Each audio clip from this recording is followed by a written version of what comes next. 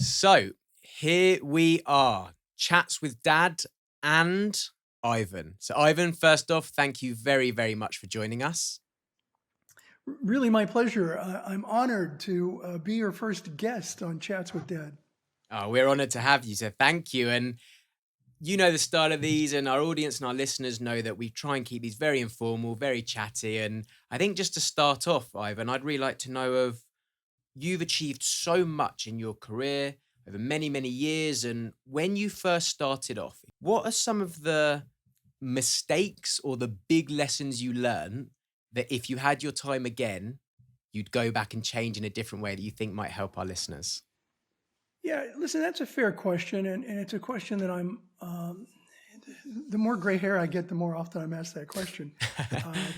Particularly, about regrets. Do you have any regrets? Would you do things differently? And my answer sometimes surprises people. I would absolutely not do things differently. And let me tell you why. Um, I've made a lot of mistakes. So, don't take that as, oh, I've never made a mistake. I've made a boatload of mistakes. We could do a whole season of shows about all the mistakes that I've made during my career. The key is that when you make a mistake, to recognize it as soon as possible and fix it as soon as possible. I think your mistakes, your failures in business and in life are your tuition for success. And so the reason I wouldn't change things is that because of the many mistakes I've had, I've really worked hard at learning not to do that again, ever. And so it's helped me, I think, be as successful as I can be. It really is. I think it's your tuition. It's your tuition for success. Now, here's the one key, though. I think people have regrets when they don't live up to their values. So when they do something where they're like, maybe I shouldn't do this, but I'm going to do it anyway. That's where I think people would have regrets. That's where I would have regrets if I didn't live my values. So I think it's very important to live your values to the best of your ability. And if you live your values and you make mistakes, buck up, buttercup, learn from it. Yeah. It's your tuition. So that's my 2 cents. That's so good. There's a saying actually which you made me think of there, which is if not for my failures, I would be a failure.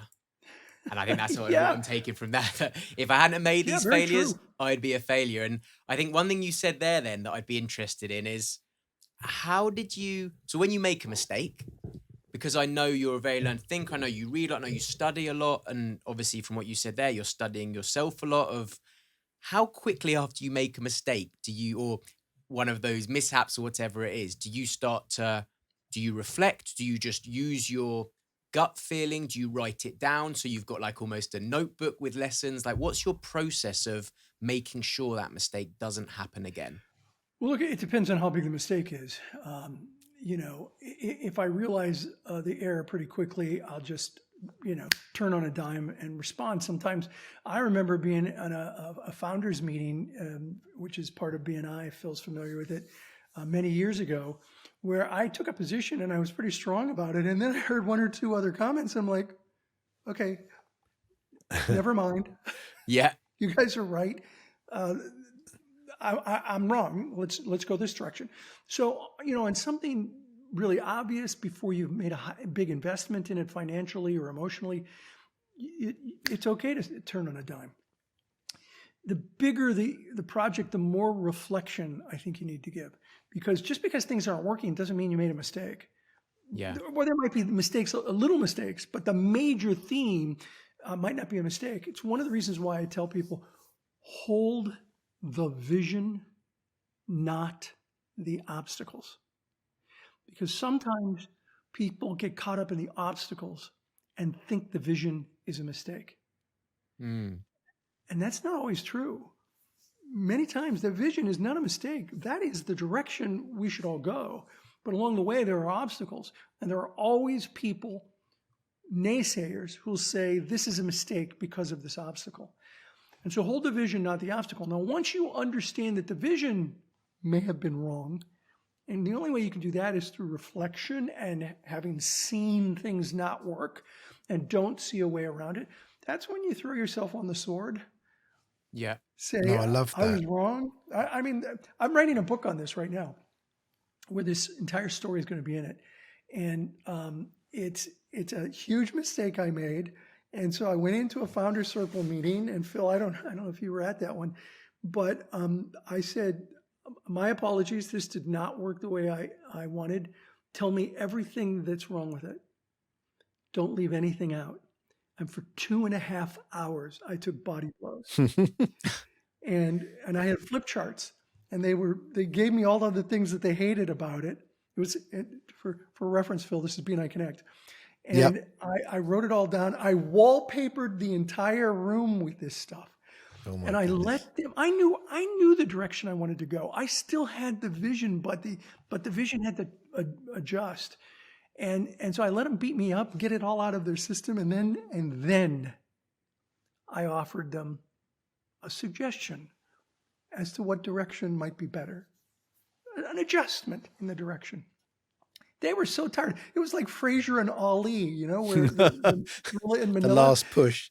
Yeah, where Frazier just beat the heck out of Ali and got so tired that Ali came out.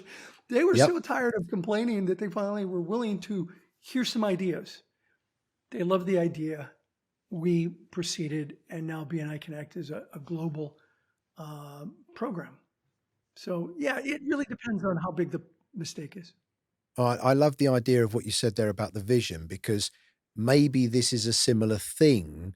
What frustrates me, and let's take BNI as an example, this is a real compliment to BNI.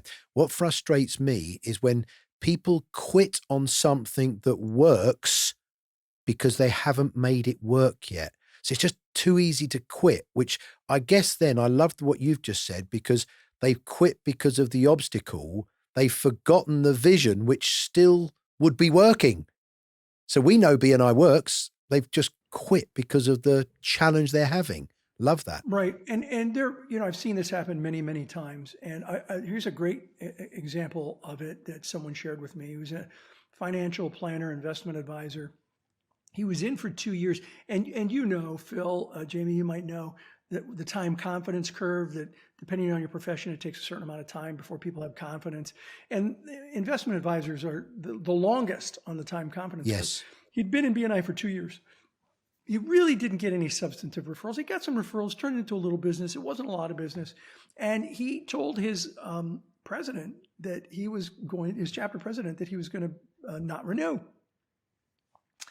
And the president and the leadership team sat down with him and said, hey, come on, this is, the time confidence curve. Give it some time. Give it at least another year, because it takes 2 or 3 years for a financial planner to really start getting any hits. And he begrudgingly said yes. He told me this story, by the way. 3 weeks later, he got the largest referral of his entire career.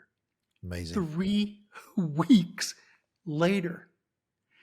He could have literally left at the moment it all came together. Yeah. And luckily for him, he didn't. I love that story. I mean, I often say, it's a really frustrating one. I often say that people quit because the starting line hasn't arrived quick enough. You know the Bergisms, but people quit because the starting line hasn't arrived. If they would have stayed, the finish line would probably arrive quicker. So it's kind of the now. I love your stay in the vision. That was excellent. That's as well. So one thing, Ivan, that I'm obsessed with pirates and obsessed with the sea. And I say to Dad a lot, there's one saying, which is, it's smooth seas don't make skillful sailors. I change it, say smooth seas don't make skillful pirates. But it's that same thing of going into this journey, going into these new ideas, and I've got a lot less experience than you guys. So I feel like it's a bit easier for me to go, I'm going to jump into this knowing there might be some mistakes and kind of take those hits a bit more. Expect those hits. But how do you feel from when you first started off? It sounds like now you're very open to that flexibility, to taking that feedback, to look, these mistakes are part of this journey. But Yeah. do you remember a point when you were trying to maybe avoid mistakes more, and how did that Yes. feel? Yeah, it was probably 1987 or so, 88. The business was, really starting to grow. By 88, we had like 75 chapters or so. And mostly all in Southern California. And I remember saying to a friend of mine, I'm really worried because the business is starting to grow. I'm hiring people. And if I make a mistake, I got a lot of people who are Yeah. depending on me. Yeah. And this is just getting bigger and bigger. I mean, this is going to be huge. And if I make a mistake, I'm now impacting other people's livelihoods and their family. And I'm just really worried. And I remember him saying to me, Ivan, he was a little older than I was. He said, Ivan, don't worry about making a mistake. You will. It's inevitable. Yeah. So what you want to do is, as soon as you realize you're making a mistake, recognize it, admit it, and then create a plan to change it and get people on board with that new concept to resolve the issue. And I think it's one of the reasons why early on in BNI, I really started creating advisory groups, the first of which was what's now the International Board of Advisors. But then it became the Founders Circle, the Executive Council, many different groups within BNI to provide advice and support to make sure that the decisions that are being made are smart, and we don't have to make too many mistakes along the way anymore. Nice. Love it. And this is a question then to both of you. So we'll start with Ivan, and then we'll go to you, Dad. Something that I'm interested in of what's your favorite mistake you've made? What's the one that you go, actually, that one, and it might be small, it might be big, that taught me something, which then in the future I used to have one of my biggest successes. What's your favorite mistake? Okay. Well, it's really the story, and I'll add to the story that I told you before about BNI Connect. When I went into the Founders Circle meeting, what was originally released was a disaster, and so I said, I'm sorry, this isn't what I promised. I threw myself on the sword. I knew that if I just came in with a plan, they would not listen. So that's why I let them beat me up for a couple of hours, 2.5 hours to be exact. And I knew that after they got it all out, and rightfully so, by the way, they had every right to be upset, that I could then offer a suggestion. And I didn't know it would work, but I hoped that they would then be receptive. And if they were, my plan was to hand out a bunch of buttons, which, I gave them my plan. They were like, okay, I think this will work. And the plan involved co-creation, which is the book I'm working on. It involved them helping to resolve the challenges. And I had a bunch of buttons made that said Egbok. E-G-B-O-K. Egbok. And I, before I handed them out, I said, hey, everybody, everything's going to be okay. Egbok. And then I had a PowerPoint thing that went up and said Egbok. And I said, I've got buttons. Take some buttons. Go on out to the conference and tell everybody everything's going to be okay. Give them a button. It's going to be okay. We're going to get through this. Not just because I'm saying Egbok, but because we have a plan. Yeah. And that plan is going to help us achieve that vision. And they went out of that meeting, and I saw people waiting, going, did you tell them how mad we are? Yeah, but you know what? Everything's going to be okay. We have a plan. Here's a button. And they're like, what the heck happened in there? And so, yeah, that was a nexus point in my career. I knew that would be the worst day of my professional career, or it had the potential of being the best day of my career. And I got to tell you, I spent many, many hours preparing for that day. Yeah. Preparing how so? Like, what were you, knowing that there was the sword coming, what was kind of going through your mind? Because like I said, again, now it's clear that it did turn out well. Egbok, I love that. But at the time, what was your preparation? How were you feeling before that, knowing you were going into that? It's a great question. I read a number of books on it, one of which I'd highly recommend, called Crucial Conversations. It's a great book when you're dealing with people who you know are going to be angry, or they live in anger all the time, and you want to be able to communicate with them more effectively. I read that book, marked it up, took notes. That was really, really helpful. I came up with a strategy that I call listen till they drop, which is what I described to you. I call that listen till they drop. Yeah. Where you just pay attention, and not only pay attention, it's active listening where you're literally writing it down. And if you don't understand it, you say, is this what you meant? And you write it down, and they'll say yes or no. And then you move to the next one and the next one. I then decided that the key then, once we had this list, was to triage it, narrow it down to the top 10 problems or challenges. And the best way to select that was to have them do the selection, to create another advisory board, which was the project board. And I said, well, who wants to be on it? And there's a handful of people that aren't here that are probably highly qualified. We'll invite them, and you'll triage it. So I had this plan, but I couldn't present any of that until they vented. And then when they vented, they were open. That's when I gave them the plan of triaging the list and everything and the buttons. But here's the last thing I did. And this is going to sound so crazy, but you had to be there to experience it. I had a guy do a song called Eggbach. No way. Everything's going to be okay. And he sang the song at the conference. And the whole conference are going, everything's going to be okay. Give me an E, give me a B, G. And he would do this whole thing, and it just softened the anger enough to get them to focus on the solution.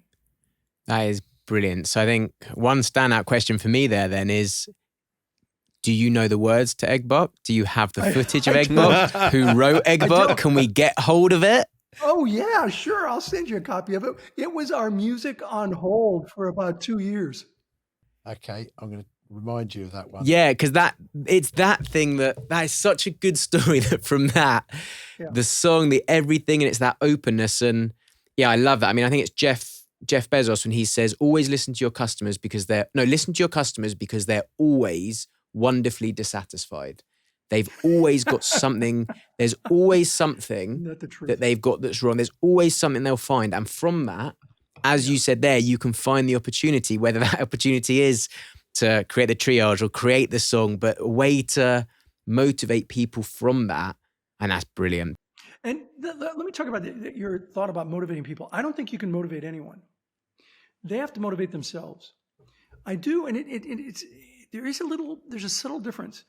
Although I don't think I can motivate you. You got to motivate yourself. I do think I can inspire you. I can inspire someone to motivate themselves to do something. And so my goal in that day was multifaceted: throw myself on the sword, listen to all their complaints, create a list to solve the problem, then offer them the suggestion, and offer them the suggestion in a way that would inspire them to be motivated to move forward. That was the strategy in a nutshell. Yeah, we always say it's like Jedi mind trick in a way. We used to do it with creative things where we'd present to someone, here's the different ideas. We're not going to tell you which idea to do. We know which ones are the best ones. But by presenting these to you, 5, 6, 7 creative ideas, they can own which one. And as you said, we'd hopefully done the right work before to inspire them that, look, the vision is we want to grow the company. Well, if we want to grow the company and they buy into that vision, they will want to go for this biggest idea. But if they actually haven't bought into that vision, as you said, they might go for the really easy idea. When I was 13 years old, I was going to run for student government. And my mother pulled me aside and said, honey, I love you, but you are a bull in a china shop. You just knock people over.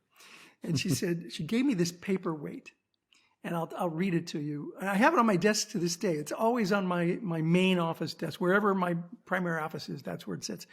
It says, diplomacy is the art of letting someone else have your way. And she said, this is about collaboration, not manipulation. But if you don't learn how to collaborate with people, to work with them, you're never going to be as successful as you want to be. because it really is about guiding the direction of a conversation, not, hitting someone over the head is not leadership, that's assault. my phrase, not hers. But it really is about guiding people, I think, and coaching. Do you know what I love on what you said? I wrote down a few words there. There was something I saw, and I'm trying not to think that of our friendship. Because of our friendship, I know this is an amazing trait in you. Okay. So I'm going to take our friendship out of this for a second. I saw in your strategy for that founders meeting, humility, because that takes something to know you're going to kind of get attacked. And the fact that you said 2.5 hours, a lesser person after an hour could have easily said, I got it. I've got it. Because 2.5 hours, there must have been some repetition in there. Must have been. So it's like, I've got it. But you were humble. You allowed everyone, and I loved that analogy of the fight, because Muhammad Ali, could blow him over at the end. So I loved that analogy. A question related to it, because you had the answer, and this will sound a trick question, because you had the solution, how did you avoid that looking like, I'm going to allow you to say all your piece, guys. I know what you're going to say, and I have the answer. I even prepared egg buttons.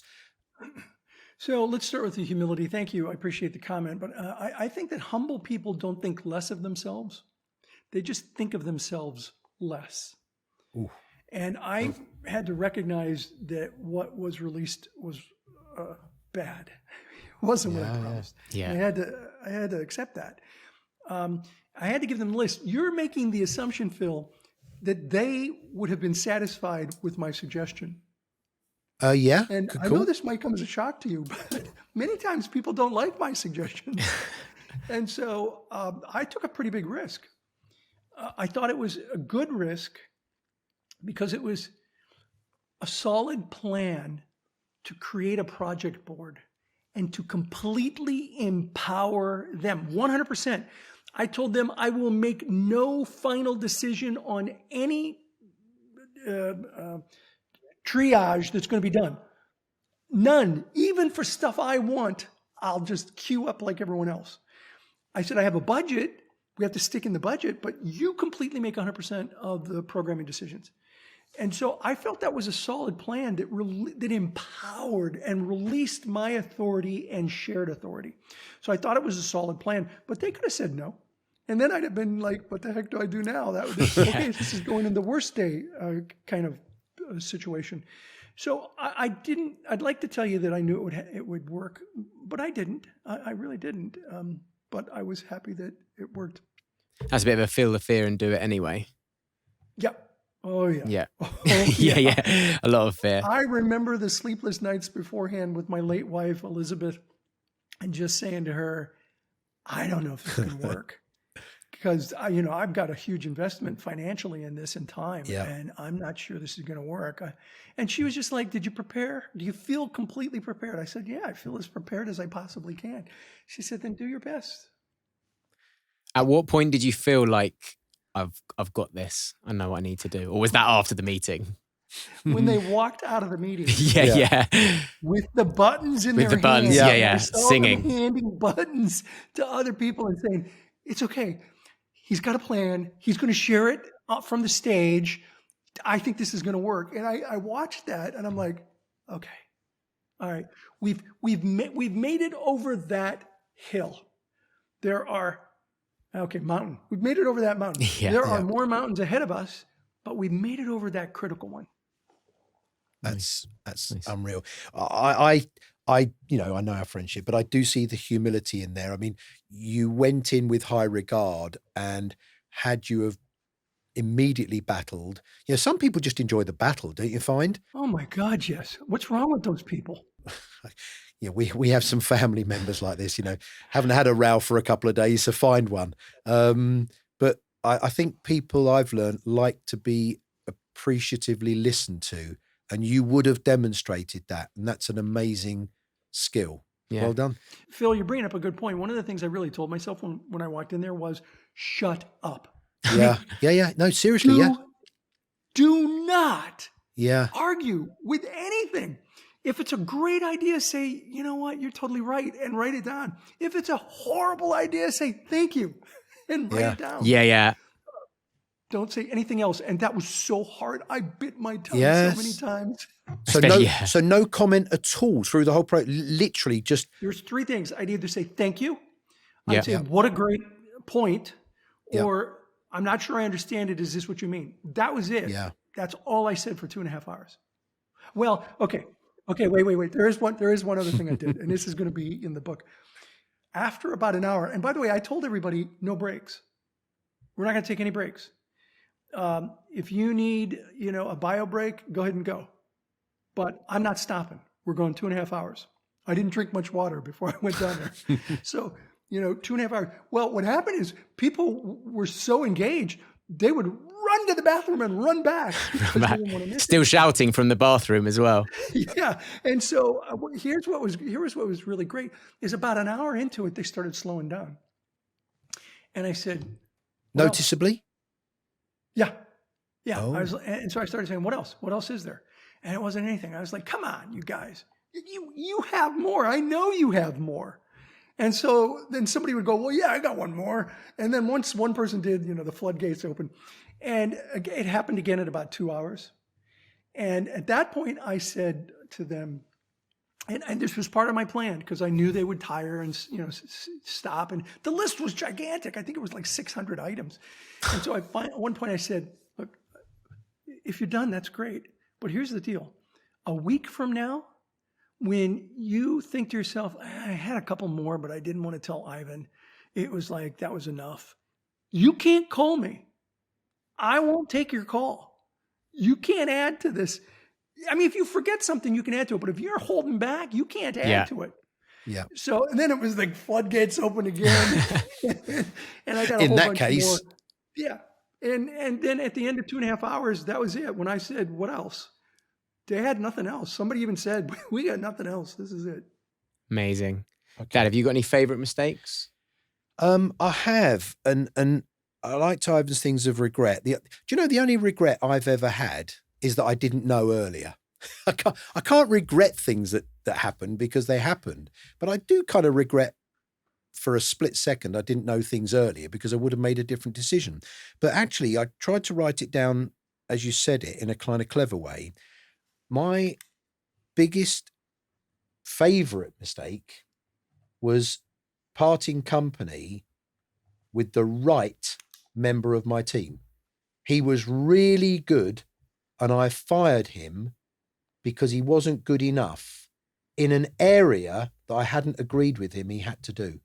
Really, everyone was expected to be all-rounders, whereas when I look back at it, no one knew that, hadn't trained them to be that. I also had an area because of imposter syndrome. Actually, I don't know if it is imposter syndrome, but I like what you said about the humble before, Ivan. But I was always frightened that if ever he left, because people are always going to leave me, people are always going to dump me, that's the imposter syndrome. So I was always frightened that if he left, customers would go with him and good customers. So if I had my time again, he was never going anywhere because I didn't have the skill to talk to him about his future. He didn't want to have his own business. He didn't want to go anywhere, but I was always worried. So if I had my time again. Let's talk for a moment about, the imposter syndrome, because that's real. I get it. Oh, yeah. But worry that somebody's going to leave you. I don't usually quote P.T. Barnum. Oh, yes. He had this great phrase, the circus don't close when some clown quits. And I love that quote. And I remember it well, because there have been times in my career where somebody left and I thought, oh my God, how am I going to replace them? And in most cases, I replaced them with someone better than they were. Yes. And so I really try to apply that. Yeah, no, I thank you for that. I mean, this guy was lovely, and he actually ended up not being a competitor, but he actually opened up his own flooring company, but he would have been so good for us. But I had all doubts and everything. yeah, I just wish I didn't. But that's my favorite. And I learned from it Yeah. because I'm about to say, what did you learn from that? what I learned is in my future recruitment processes. And actually, I started coaching my people better. And actually, what are your strengths? Where do you want to go? Yeah. Etc. Whereas I just assumed. Do you ever see him, Phil? Yes, I bumped into him. I haven't seen him now for about 3 years. He's still just a happy guy. And there's never a problem between us. Are you open to a suggestion? Yeah, go. Tell him what you just told us. I've always said I regret it. I haven't gone into it in detail. Well, if you tell him, or send him this interview. You'll send him this. Yeah. Yeah, and Why not? I think that's one great way of releasing those feelings that you have about. I thank you. About Yeah, trying- his just- name's just a Martin thought, Morris. and I could very well Yeah. be wrong. My PhD is not in psychology. No, but it won't When hurt. Dad gets a brick through the window, Ivan, that's going to be your fault. That's But on that then, yeah. have you had any of those situations, Ivan, where there's a situation, there's a person, there's something where after that situation with a significant amount of time passed, where you've done that and gone, actually, I want to go back and speak about that and see what, can you tell us about those situations? Yeah, I've told somebody that what I did was a mistake. Yeah, afterwards, absolutely. And was that for your own peace of mind? Was that anything to do with, did that help in any business I think it was relationships? both. Or I think it made that person feel vindicated in some way. Yeah. Yeah. Or if not vindicated, that's probably the wrong word. Made them feel seen. Yeah. For how they felt, and it certainly, I don't know if it was. I guess it was good for me to do that, but it was more of feeling better about making that person recognize that I recognized the mistake. I don't know. It felt good to do. It felt like the right thing to do. Sometimes the right thing is not the easy thing. Well, I think a lot that of time goes it's back the to- hardest thing to do. No, but I see humility in that as well. I see that as the man in you, and I see that as the humility in you, because it would have been easier not to. Thanks. Now let's talk about letting people go. I had lunch with Harvey McKay once. You know, Harvey McKay wrote "Swim with the Sharks Without Being Eaten," Eaten Alive. You know the book? I don't Yeah. don't know that one, but yeah. So it was written probably 35, 40 years ago, but it was a mega bestseller. And Harvey said to me one day, I've lost more sleep over the people I've kept than the people I've let go. Oh. Yeah. And he said, I lose sleep over letting go people, but sometimes hanging on to people in my business creates more challenges than had I let them go. Let them go honorably, let them go gently, but let them go. And actually, I'm even going to ask that for something about different to people. Because Ivan, you've written 26 books. Yes. I know you've got others you're working on. So, and where I work more with... Do you know he's working on a really big one with 2 co-authors? Yeah, I've heard one of them's not very good at spelling. That's what God made spell check. yeah. For sure. Well, tell him about that book, Phil. Well, yeah, tell him, come on. Well, I've heard about it. I haven't given up on the title yet. I know you have, but I haven't given up yet, which is When Givers Gain or How Givers Gain, but I still want Givers Don't Gain Unless. I don't think I'm going to win it, but I haven't given up yet. But I don't think so. No. So actually, this could be a nice one for what Matt to ask, because something that we do with the creative ideas... Does Ivan know? Jamie is a content and communications expert. So that you'll relate that then to some of the things he's talking about. So in terms of ideas, what I want to talk about there was with the books. And this wasn't an intervention for both of you on that book and that title, but this is a good example of it, of when it comes to ideas, one of the most important things you can do is to kill your ideas. That's the most important, is when you're onto something that isn't going to work, and you might have spent 5 years on it. For you guys, you might have spent many more years than that on it. You've got to get to a point when you go, this isn't right. I think it was Toy Story 2 when they'd almost finished the film. And they said, this isn't right. They had to go back to the beginning and think how much money and man hours and everything had gone into that. And so I'm interested in the fact that where you've written 26 books, are there many books that never happened or that got to a certain point? And I liked what you said there about the losing, the sleepless nights. Have you got any projects which you really invested in time or effort? And I'm thinking specifically books, but there might be something else that at one point you had to just go, do you know what? I've got to park this one. Tough. Yeah. And by the way, I think Phil's idea for the book is a great idea. It's the title that we have a disagreement on, but the concept of the book is perfect, and I'm happy to be a part of it. There are a number of books that I started with and stepped out of, sometimes because of the person. I couldn't work with the person that I had started the book with. Many times it was the topic just really wasn't resonating with me. I just had one recently where I told him, if this, and this don't happen, I'm out. And you can proceed with the book, take my content out. You can proceed with the book or not, but I got to have these 3 things take place. Otherwise I'm leaving. And to his credit, he's done them. And, we're proceeding with the book. Are there any that you've pulled out of that maybe not even with someone else you're working on, maybe just yourself, that you really loved, really wanted to make work, but just got to a point where you went, do you know what? I've got to got to cut my losses here. Yeah, I spent a year on a project that was an online project that has failed did fail pretty successfully, pretty immensely. There's not everything I do is a gem. Yeah. And how quickly when it started failing, what was your process of, because I looking forward to what you guys have achieved, I think, okay, there's this many books. I almost say for every one great idea I have, there's 7 stinkers. But I'm trying to get better at having 4 stinkers for every one idea, and that those ones that are the stinkers, how quickly I remove myself so I can focus on, like you said, the gems. So at what point in that process, how long does it take you to go from this might not be right to pulling out to focus my efforts somewhere else where it could be more beneficial? Yeah, about 3 months into it, I realized that this might not be right. 9 months into it, I acknowledged that it wasn't.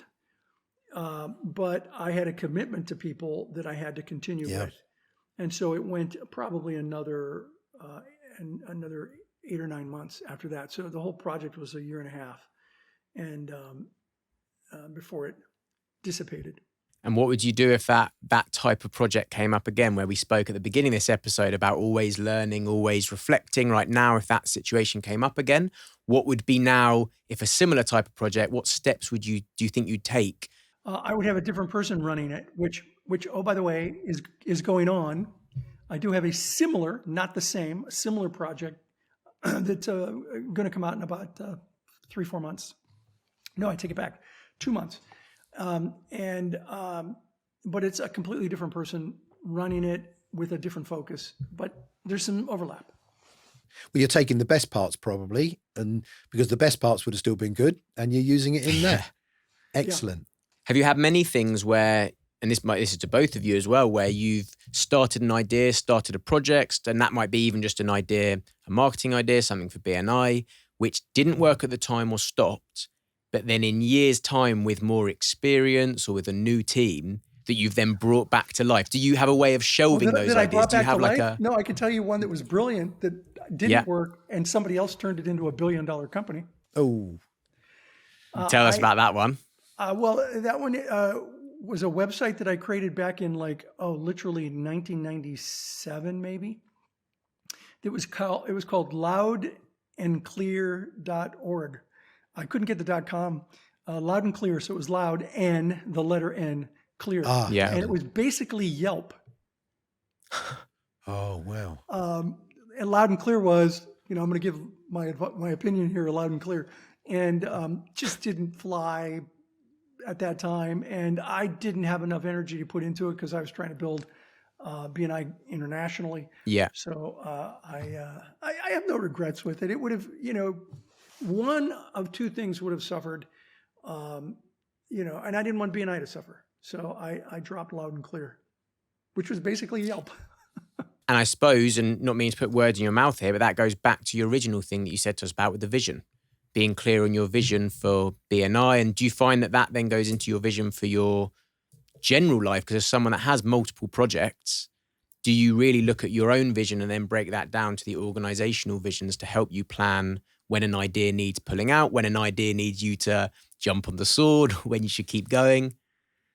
Yeah, for me, it didn't vertically integrate into my vision. So I've done a number of businesses, but most of the businesses that I have vertically integrate into BNI, including my real estate company. I started a real estate company before I started BNI. And my real estate investment company totally vertically integrated into BNI because a number of BNI related properties I owned.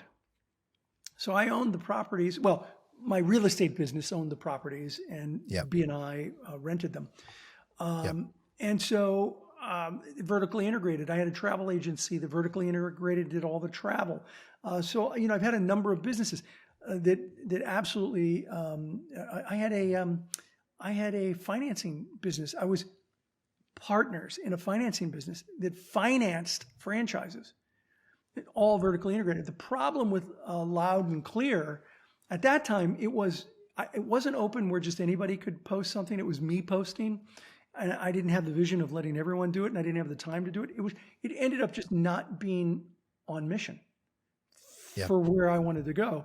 And so because it wasn't on mission and it was starting to take up time, I let it go. Yeah.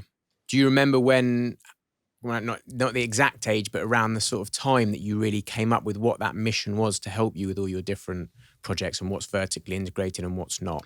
Well, our vision statement in BNI is changing the way the world does business. And our mission statement is to help people increase each other's business through a structured, positive, professional referral marketing platform. And that vision and mission have been around for decades. And so I try to stay true to that in my professional career, like all my books. I have a publishing arm, a publishing business that I own, and all my books are vertically integrated into BNI in one way or another. And so, that's the vision I try to live up to, changing the way the world does business. Well, you've done it. You've done it pretty well, and there's many people like me. And, well, you know what I think of you anyway, so that's amazing. Amazing. I think the last. There's probably two things that I'd like to share if I could. One is about the situation that we've been in with the last couple of years, where it's been so incredibly difficult for everybody. And I would say two things there. One is that, and Phil's heard me say this, is that hope is more powerful than fear. And hope plus a plan plus taking action makes all the difference in the world. And there's a reason why your windshield is larger than your rear view mirror. It's, you need to know the past. You need to be able to see the past. But that windshield's bigger for a reason, because it's the direction you want to go. It's the direction you are going. And so I would tell people that it's so important to look forward and not simply live in the past. And if you look forward with the philosophy that I have talked about for so many years, which is giver's gain, I think you can be successful, because your network is a beacon of hope in a sea of fear. And giver's gain is more than a phrase. It's a way of living one's life. It's a perspective to view and interact with the world. It's an attitude, not an expectation. And when it's applied properly, it'll change your life. And when it changes enough lives, it'll change the world. Anybody that wants information, go to BNI.com or my blog, ivanmisner.com. There's a ton of content there.